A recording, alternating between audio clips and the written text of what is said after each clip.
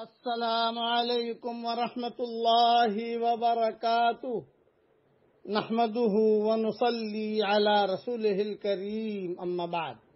آج کا سبق سن لیجئے۔ آج کے سبق کی سرخی ہے قرآن سے دوستی کیجئے، پارٹ نمبر 30۔ حضرت ابی بن کعب رضی اللہ تعالیٰ عنہ روایت کرتے ہیں کہ رسول اللہ صلی اللہ علیہ وسلم نے مجھ سے ارشاد فرمایا، ابو المنذر، یہ حضرت ابو ابی بن کعب رضی اللہ تعالیٰ عنہ کی کنیت ہے، کیا تم جانتے ہو کہ کتاب اللہ کی کون سی آیت تمہارے پاس سب سے زیادہ عظمت والی ہے؟ میں نے عرض کیا، اللہ اور ان کے رسول ہی سب سے زیادہ جانتے ہیں۔ رسول اللہ صلی اللہ علیہ وسلم نے دوبارہ پوچھا، ابو المنذر، کیا تم جانتے ہو کہ تمہارے پاس کتاب اللہ کی سب سے عظیم آیت کون سی ہے؟ میں نے عرض کیا، اللہ لا الہ الا هو الحی القیوم، یعنی آیت الکرسی ہے۔ تو رسول اللہ صلی اللہ علیہ وسلم نے میرے سینے پر ہاتھ مارا، گویا اس جواب پر شاباشی دی، اور ارشاد فرمایا، ابو المنذر، تجھے علم مبارک ہو۔ یہ حدیث مسلم شریف میں ہے۔ اور دوسری حدیث میں یہ ہے کہ آیت الکرسی کے بارے میں فرمایا، قسم ہے اس ذات کی جس کے قبضے میں میری جان ہے، اس آیت کی ایک زبان اور دو ہونٹ ہے جو عرش کے پائے کے پاس اللہ تعالی کی پاکی بیان کرتے ہیں۔ یہ حدیث مسند احمد میں ہے اور مجموع الزوائد میں ہے۔ اس لیے آیت الکرسی پڑھنے کا بہت اہتمام کیجیے، اپنے بچوں کو بھی سکھائیے۔ اللہ تعالیٰ ان باتوں پر عمل کرنے کی ہم سب کو توفیق عطا فرمائے، آمین۔ وآخر دعوانا ان الحمدللہ رب العالمین۔ السلام علیکم ورحمۃ اللہ وبرکاتہ نحمده ونصلی علی رسولہ الکریم اما بعد۔ آج کا سبق سن لیجئے۔ آج کے سبق کی سرخی ہے قرآن سے دوستی کیجئے، پارٹ نمبر 31۔ حضرت ابو ہریرہ رضی اللہ تعالیٰ عنہ سے روایت ہے کہ رسول اللہ صلی اللہ علیہ وسلم نے ارشاد فرمایا، ہر چیز کی کوئی چوٹی ہوتی ہے جو سب سے اوپر اور بالا تر ہوتی ہے، اور قرآن کریم کی چوٹی سورہ بقرہ ہے، اور اس میں ایک آیت ایسی ہے جو قرآن شریف کی ساری آیتوں کی سردار ہے، اور وہ آیت الکرسی ہے۔ ترمذی میں یہ حدیث موجود ہے۔ حضرت نعمان بن بشیر رضی اللہ تعالیٰ عنہ سے روایت ہے کہ رسول اللہ صلی اللہ علیہ وسلم نے ارشاد فرمایا، آسمان اور زمین کی پیدائش سے 2000 سال پہلے اللہ تعالیٰ نے کتاب لکھی، اس کتاب میں سے 2 آیتیں نازل فرمائی جن پر اللہ تعالیٰ نے سورہ بقرہ کو ختم فرمایا۔ یہ آیتیں جس مکان میں 3 رات تک پڑھی جاتی رہیں شیطان اس کے نزدیک بھی نہیں آتا۔ ترمذی میں یہ حدیث ہے۔ آسان طریقہ یہ ہے کہ میری کتاب مومن کا ہتھیار اگر آپ پڑھنے کا معمول بنا لو تو اس میں یہ ساری آیتیں میں نے الگ سے بھی جمع کر دی ہیں۔ ہاں، بس اس کو پڑھنے کا اہتمام کریں تو انشاءاللہ شیطان آپ کے گھر کے قریب بھی نہیں آئے گا۔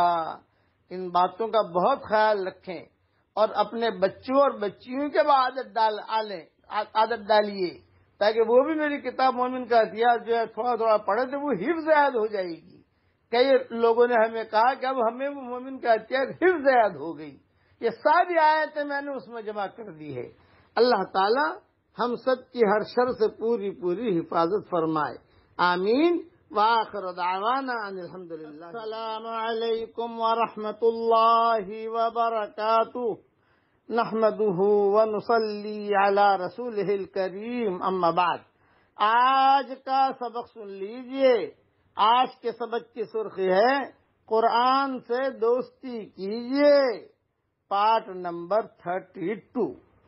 حضرت ابو مسعود انصاری رضی اللہ تعالیٰ عنہ سے روایت ہے کہ رسول اللہ صلی اللہ علیہ وسلم نے ارشاد فرمایا، جو شخص سورہ بقرہ کی آخری 2 آیتیں کسی رات میں پڑھ لے تو یہ دونوں آیتیں اس کے لیے کافی ہو جائیں گی. یہ حدیث ترمذی میں ہے. 2 آیتوں کے کافی ہو جانے کے کیا مطلب ہے؟ اس کے 2 مطلب ہیں. نمبر 1 یہ کہ ان کا پڑھنے والا اس رات ہر برائی سے محفوظ رہے گا. دوسرا یہ کہ یہ 2 آیتیں تہجد کے قائم مقام ہو جائے گی. یہ تشریح امام نووی رحمۃ اللہ علیہ نے کی ہے. اس لیے یہ بھی میں نے مومن کے ہتھیار کے اندر شام کے اذکار میں لکھ دی ہے 2 آیتیں. اس لیے اگر مومن کا ہتھیار آپ نے پڑھ لی تو ساری آیتیں آپ کو مل جائے گی. حضرت فضالہ ابن عبید اور حضرت تمیم داری رضی اللہ تعالی عنہما سے روایت ہے کہ رسول اللہ صلی اللہ علیہ وسلم نے ارشاد فرمایا، جو شخص کسی رات 10 آیات کی تلاوت کرے اس کے لیے 1 قنطار لکھا جاتا ہے، اور قنطار دنیا اور دنیا میں جو کچھ ہے ان سب سے بہتر ہے. طبرانی میں یہ حدیث موجود ہے اور مجموع الزوائد میں یہ حدیث موجود ہے. اللہ تعالی ہمیں ان باتوں پر عمل کرنے کے توفیق عطا فرمائے. یہ قرآن کے فضائل ہیں. اسے استحضار کے ساتھ آپ قرآن شریف پڑھیے، قرآن سیکھیے بھی، لوگوں کو سکھائیے بھی اور پھیلائیے بھی. اللہ تعالی ہم سب کو عمل کرنے کی توفیق عطا فرمائے. آمین وآخر دعوانا ان الحمدللہ رب العالمین. السلام علیکم ورحمۃ اللہ وبرکاتہ. نحمده ونصلی علی رسولہ الکریم اما بعد. آج کا سبق سن لیجئے. آج کے سبق کی سرخی ہے قرآن سے دوستی کیجئے، پارٹ نمبر 33. حضرت ابو ہریرہ رضی اللہ تعالیٰ عنہ روایت کرتے ہیں کہ رسول اللہ صلی اللہ علیہ وسلم نے ارشاد فرمایا، جو شخص رات میں 10 آیتوں کی تلاوت کرے وہ اس رات اللہ تعالی کی عبادت سے غافل رہنے والوں میں شمار نہیں ہوگا. مستدرک حاکم میں یہ روایت ہے. ایک مرتبہ اور سن لیجئے.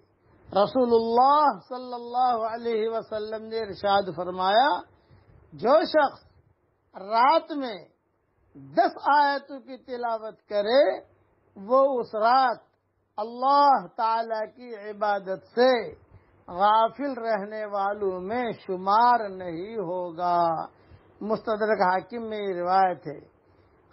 دوسری روایت حضرت ابو ہریرہ رضی اللہ تعالیٰ عنہ روایت کرتے ہیں کہ رسول اللہ صلی اللہ علیہ وسلم نے ارشاد فرمایا، جو شخص رات میں 100 آیات کی تلاوت کرے وہ اس رات عبادت گزاروں میں شمار کیا جائے گا.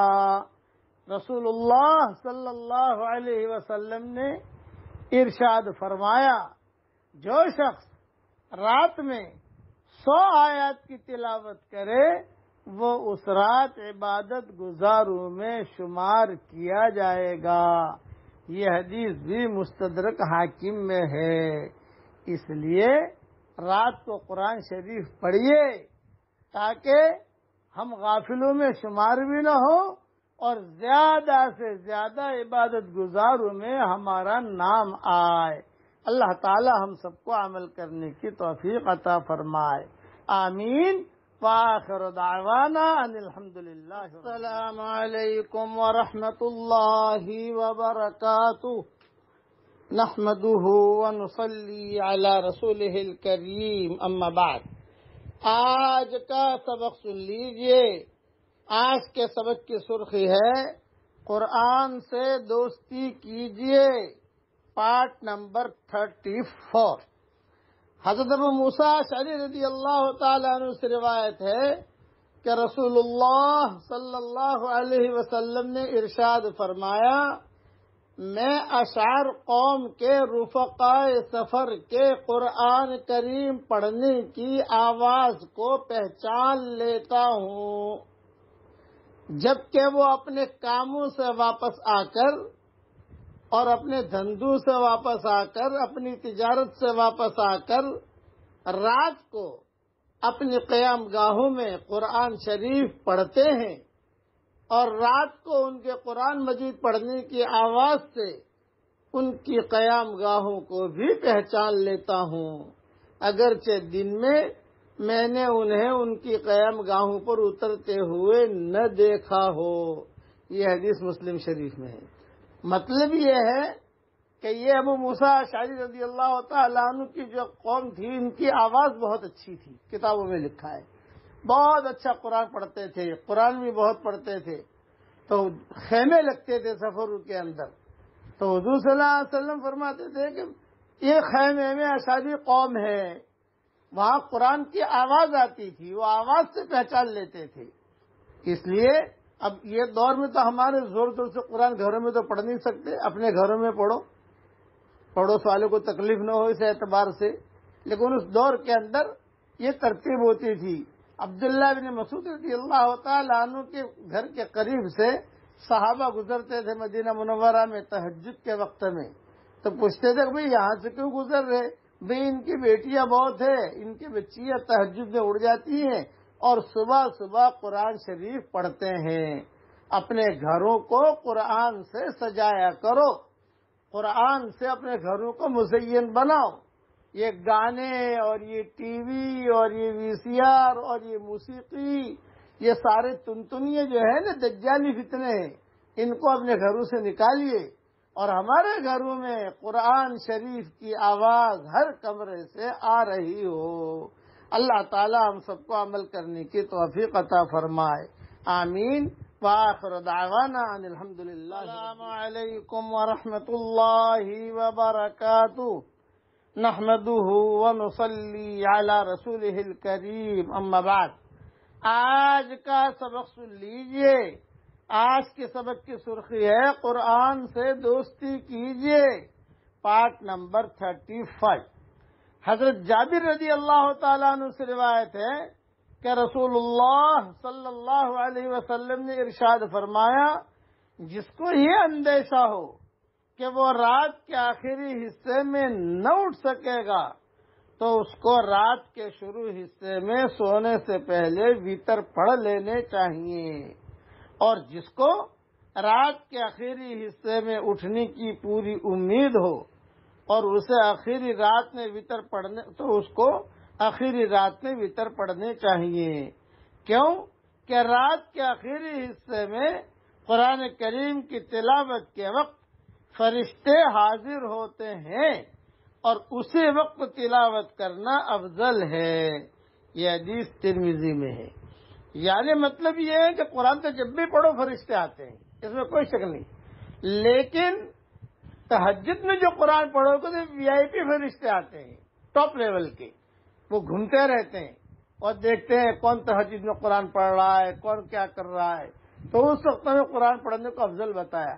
اچھا تو یہ ہے کہ آدمی آخری وقت میں تہجد کے ساتھ پہلے وتر پڑھ لے، پھر تہجد کی رکعتیں پڑھ لے، لیکن یہ کبھی سستی ہوتی ہے، کبھی کبھی آدمی اٹھ نہیں سکتا تو جب پہلے پڑھ لے، لیکن آپ صلی اللہ علیہ وسلم کا معمول جو ہے یہ اخیر میں پڑھنے کا تھا، اور سلف صالحین کا معمول بھی وتر تہجد کے ساتھ پڑھتے تھے۔ میرا بھی یہی معمول ہے کہ میں وتر جو ہے تہجد کے ساتھ پڑھتا ہوں، اس کی وجہ سے تہجد کی بھی توفیق مل جاتی ہے اور قرآن شریف پڑھنے کی بھی توفیق مل جاتی ہے۔ صبح صادق سے تقریباً 1.5 گھنٹہ پہلے آدمی کو اٹھ جانا چاہیے، تو قرآن بھی اچھی طریقے سے پڑھ لے، اور جو ہے وتر بھی پڑھ لے، تہجد بھی پڑھ لے، اور فجر کی نماز جماعت کے ساتھ پڑھ کر اپنا جو ہے پھر آرام کرے آدمی عشاء کے بعد۔ اللہ تعالی ہم سب کو عمل کرنے کی توفیق عطا فرمائے، آمین۔ بلکہ آخری وقت میں تو اگر 1.5 گھنٹہ پہلے نہیں اٹھ سکتے 1 گھنٹہ پہلے اٹھ جاؤ، 1 گھنٹہ پہلے نہیں اٹھ سکتے تو آدھا گھنٹہ پہلے اٹھ جاؤ، کچھ نہ کچھ قرآن شریف کی تلاوت تہجد کے وقت میں پڑھ لو، اس کا نور ہی الگ ہے۔ ان قرآن الفجر کان مشہودا، یہ کہا گیا کہ ان قرآن الفجر کان مشہودا، اس لیے اس کا اہتمام کرو کیجئے کہ تہجد کے وقت میں ہم قرآن شریف پڑھیں۔ اللہ ہم سب کو عمل کرنے کی توفیق عطا فرمائے، آمین۔ وآخر دعوانا ان الحمدللہ۔ السلام علیکم ورحمۃ اللہ وبرکاتہ، نحمده ونصلی علی رسولہ الکریم، اما بعد۔ آج کا سبق سن لیجئے۔ آج کے سبق کی سرخی ہے قرآن سے دوستی کیجئے، پارٹ نمبر 36۔ حضرت شداد ابن اوس رضی اللہ تعالیٰ عنہ روایت کرتے ہیں کہ رسول اللہ صلی اللہ علیہ وسلم نے ارشاد فرمایا، جو مسلمان بھی بستر پر جا کر قرآن کریم کی کوئی سی بھی سورت پڑھ لیتا ہے تو اللہ تعالی اس کی حفاظت کے لیے ایک فرشتہ مقرر فرما دیتے ہیں، پھر جب بھی وہ بیدار ہو اس کے بیدار ہونے تک کوئی تکلیف دہ چیز اس کے قریب بھی نہیں آتی۔ ترمذی میں یہ حدیث ہے۔ اس لیے کتنا کہ یعنی اللہ تعالیٰ کی طرف سے حفاظت کرنے والا فرشتہ آتا ہے اور وہ فرشتہ پوری رات حفاظت کرتا ہے اور صبح چلا جاتا ہے، نہ کسی کو بتاتا ہے کہ مال آپ نے کہاں رکھا ہے، اور نہ جو ہے تنخواہ لیتا ہے، اور نہ کسی کے کوئی بات بتاتا ہے، بلکہ اللہ کے حکم کے مطابق آتا ہے، فرشتہ آ کر حفاظت کر کے چلا جاتا ہے۔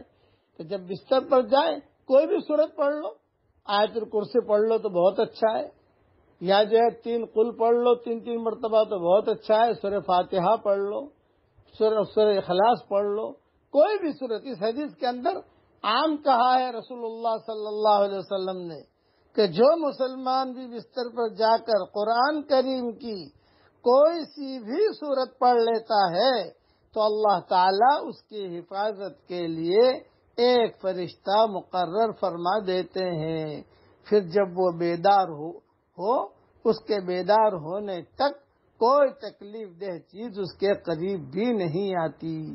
اس استحضار کے ساتھ آرام کیجئے، اس استحضار کے ساتھ قرآن شریف پڑھیے۔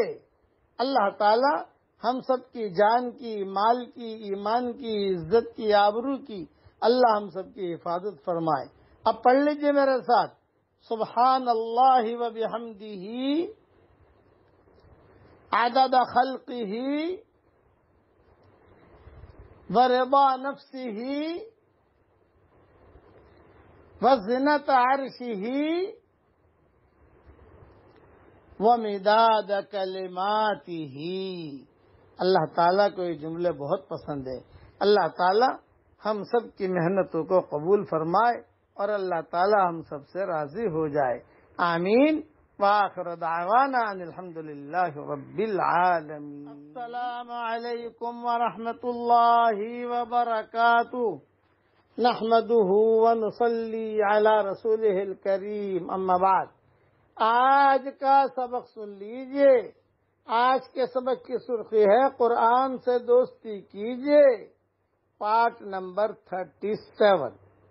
حضرت واصلہ ابن اسقع رضی اللہ تعالیٰ عنہ سے روایت ہے کہ رسول اللہ صلی اللہ علیہ وسلم نے ارشاد فرمایا، مجھے تورات کے بدلے میں قرآن کریم کے شروع کی 7 سورتیں اور زبور کے بدلے میں مئین یعنی اس کے بعد کی 11 سورتیں اور انجیل کے بدلے میں مثانی یعنی اس کے بعد کی 20 سورتیں ملی ہیں، اور اس کے بعد آخر قرآن تک کی صورتیں مفصل مجھے خاص طور پر دی گئی ہیں۔ یہ حدیث مسند احمد میں ہے۔ گویا کہ قرآن شریف جتنی بھی آسمانی کتابیں آئی ہیں دنیا میں، آدم علیہ السلام سے لے کر رسول اللہ صلی اللہ علیہ وسلم تک، قرآن شریف میں سب کا نور موجود ہے اور سب کا خلاصہ موجود ہے۔ اس لیے قرآن سیکھیے، قرآن سکھائیے اور قرآن کو پھیلائیے۔ اب پڑھ لیجئے میرے ساتھ، اللہم اجعلنا من اہل القرآن ہم اہلک وخاصتک۔ اے ہمارے پیارے اللہ، ہمیں قرآن والا بنا دیجئے، اس لیے کہ وہ آپ کے خاص لوگ ہیں۔ یہ دعائیں کتابوں میں آتی ہیں، ان دعاؤں کے مانگنے کا اہتمام کیجیے۔ اللہ تعالی ہم سب کی دعاؤں کو قبول فرمائے اور ہماری قیامت تک کے آنے والی نسلوں کو اے ہمارے پیارے اللہ تیرے قرآن سے جوڑ دیجیے، آمین۔ وآخر دعوانا السلام علیکم ورحمۃ اللہ وبرکاتہ۔ نحمده ونصلي على رسوله الكريم اما بعد۔ آج کا سبق سن لیجئے۔ آج کے سبق کی سرخی ہے قرآن سے دوستی کیجئے، پارٹ نمبر 38۔ حضرت عبداللہ ابن عباس رضی اللہ تعالیٰ عنہما سے روایت ہے کہ ایک مرتبہ جبریل علیہ السلام رسول اللہ صلی اللہ علیہ وسلم کے پاس بیٹھے ہوئے تھے، اتنے میں آسمان سے کچھ کھڑکا سنائی دیا۔ انہوں نے سر اٹھایا اور کہا یہ آسمان کا ایک دروازہ کھلا ہے جو آج سے پہلے کبھی بھی نہیں کھلا تھا، اس سے ایک فرشتہ اتر رہا ہے۔ یہ فرشتہ آج سے پہلے کبھی بھی زمین پر نہیں آیا تھا۔ اس فرشتے نے حاضر خدمت ہو کر سلام عرض کیا اور کہا کہ خوشخبری ہو، آپ کو 2 نور دیے گئے ہیں۔ خوشخبری ہو، آپ کو 2 نور دیے گئے ہیں جو آپ سے پہلے کسی نبی کو نہیں دیے گئے تھے۔ نمبر 1 سورہ فاتحہ، نمبر 2 سورہ بقرہ کی آخری 2 آیات۔ آپ ان میں سے جو جملہ بھی پڑھیں گے وہ آپ کو ملے گا۔ یہ حدیث مسلم شریف میں ہے۔ مطلب یعنی اگر تعریفی جملہ ہے تو تعریف کرنے کا ثواب ملے گا، اور اگر دعا کا جملہ ہے تو دعا قبول کی جائے گی۔ سبحان اللہ، کتنی بڑی فضیلت ہے، واہ واہ واہ واہ۔ اور یہ اس امت کو خاص طور سے یہ چیزیں دی گئی۔ اب پڑھ لیجئے میرے ساتھ، سورہ بقرہ کی آخری 2 آیات سے پڑھا لیتا ہوں میں، جو دعائیہ جملہ ہے وہ پڑھاتا ہوں۔ ربنا لا تؤاخذنا ان نسینا او اخطأنا، ربنا ولا تحمل علينا إصرا كما حملته على الذين من قبلنا، ربنا ولا تحملنا ما لا طاقة لنا به واعف عنا واغفر لنا وارحمنا انت مولانا فانصرنا علی القوم الکافرین۔ یہ بھی خاص طور سے یہ دعا ملی ہے، اتنی جاندار شاندار مالدار یہ دعا ہے کہ مسلم شریف کی حدیث ہے، ہر جملے پر اللہ تعالیٰ خود جواب دیتے، میں نے دیا میں نے دیا میں نے دیا، میں نے قبول کیا، میں نے قبول کیا. میں نے بھی یہ دعا پڑھی، اللہ نے کہا میں نے دیا، میں نے دیا، میں نے دیا. آپ نے بھی پڑھی تو اللہ تعالیٰ آپ کو بھی کہیں گے میں نے دیا، میں نے دیا، میں نے دیا. اس لیے ان دعاؤں کا بھی اہتمام کیجیے. اللہ تعالیٰ ہم سب سے راضی ہو جائے. آمین. وآخر دعوانا ان الحمدللہ. السلام علیکم ورحمۃ اللہ وبرکاتہ. نحمده ونصلي على رسوله الكريم اما بعد. آج کا سبق سن لیجئے. آج کے سبق کی سرخی ہے قرآن سے دوستی کیجئے، پارٹ نمبر 39. حضرت عبد الملک ابن عمیر رحمۃ اللہ علیہ فرماتے ہیں کہ رسول اللہ صلی اللہ علیہ وسلم نے ارشاد فرمایا، سورہ فاتحہ میں ہر بیماری سے شفا ہے. یہ روایت دارمی میں ہے. ابن قیم رحمۃ اللہ علیہ فرماتے تھے، میں بیمار ہوا، کئی مہینے تک بیمار رہا. میں جو ہے صرف پانی پر سورہ فاتحہ پڑھ کے دم کر لیتا تھا اور اسی سے اللہ تعالیٰ نے مجھے شفا دی. سلف صالحین کا معمول تھا، اپنے گھر میں کوئی بھی بیمار ہوتا تھا تو علاج وغیرہ وہ تو کرتے ہی کرتے تھے، لیکن روحانی ویکسین بھی لگاتے تھے، روحانی علاج بھی کرتے تھے. اور وہ یہ کہ سورہ فاتحہ پڑھ کے دم کر دیتے تھے اور حدیث بیان کرتے تھے کہ رسول اللہ صلی اللہ علیہ وسلم نے ارشاد فرمایا ہے، سورہ فاتحہ میں ہر بیماری سے شفا ہے.